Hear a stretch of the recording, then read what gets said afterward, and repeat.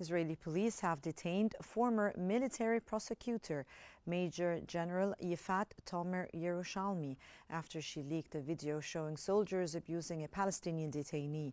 And the leak, which led to her resignation and temporary disappearance, has been described by Prime Minister Benjamin Netanyahu as one of Israel's most serious public relations crises. Tomer Yerushalmi was arrested overnight Monday, amid concerns over her well-being following hours of absence on Sunday.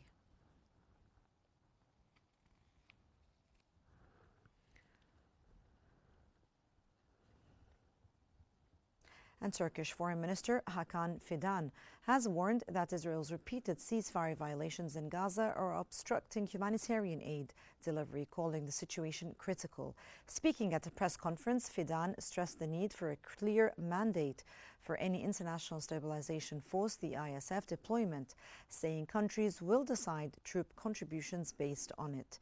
He affirmed Turkey's readiness to support peace efforts and urged that Palestinians govern and secure their own communities with international backing to ensure effective implementation.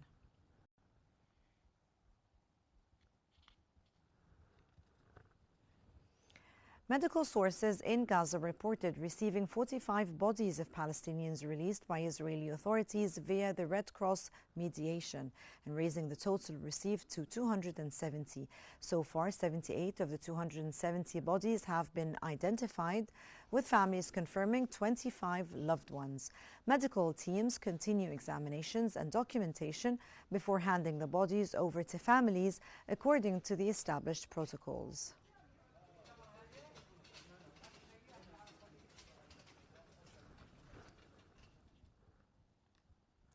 An Israel Security Committee has approved a draft law allowing the death penalty for Palestinian prisoners, moving it closer to a vote in the Knesset's General Assembly on Wednesday. The legislation is supported by Prime Minister Benjamin Netanyahu and far-right National Security Minister Itamar Ben-Gvir. Ben-Gvir said the law would remove judicial discretion, ensuring anyone committing murder will be sentenced to death. The bill is part of a political agreement between Netanyahu's Likud party and Ben-Gvir's religious Zionist party.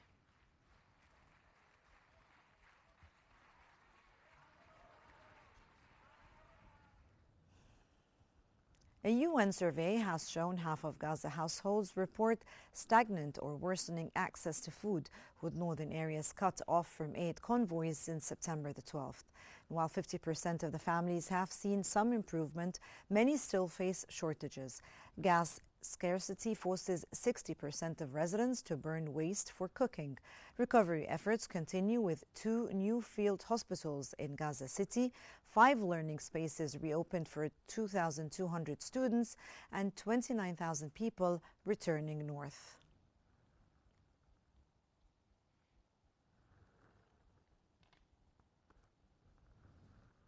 And Gaza's health ministry has announced a campaign next week to vaccinate around 40,000 children under 3 against measles, polio, and meningitis. Health ministry official Nidal Ghoneim said the drive aims to catch up on routine immunizations disrupted by months of conflict, prioritizing children who have missed full doses.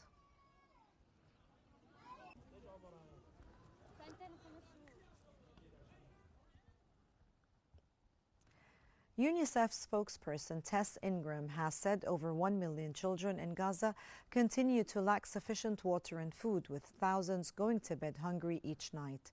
And about 650,000 children are also in need to return to school.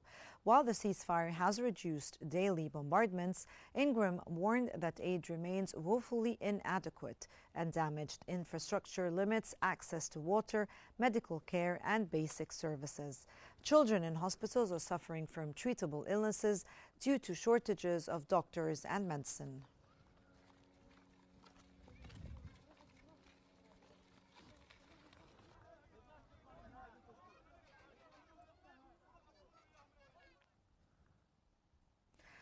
Hospitals in Gaza are facing a severe crisis as thousands of critically ill patients, including many children, struggle to receive medical care.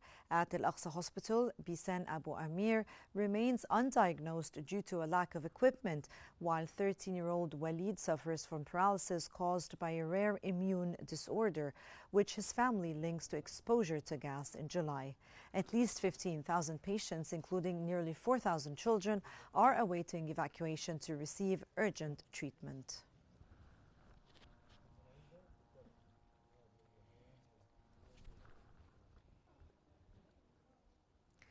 As winter approaches, displaced Palestinians in Gaza's Qnews market fear the rain and cold will worsen already dire living conditions, and many are sheltering in fragile tents after months of conflict, struggling to find food, blankets and other basic necessities.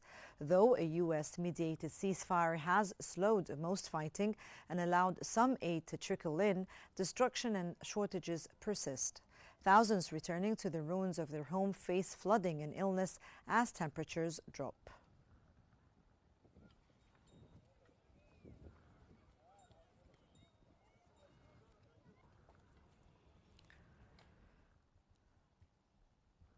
And Israeli authorities have issued a military order to uproot trees from lands in the villages of Ras Karkar and Kafr Nama west of Ramallah, citing military purposes. And the order targets approximately 15 dunams, including areas in El-Wajih, El-Gharbi, Jabal El-Risan and El-Awrid. And according to the Wall and Settlement Resistance Commission, between October the 7th, 2023 and October the 7th, 2025, settlers carried out 7,154 attacks against Palestinian citizens and property, resulting in the damage to 48,728 trees, including 37,237 olive trees.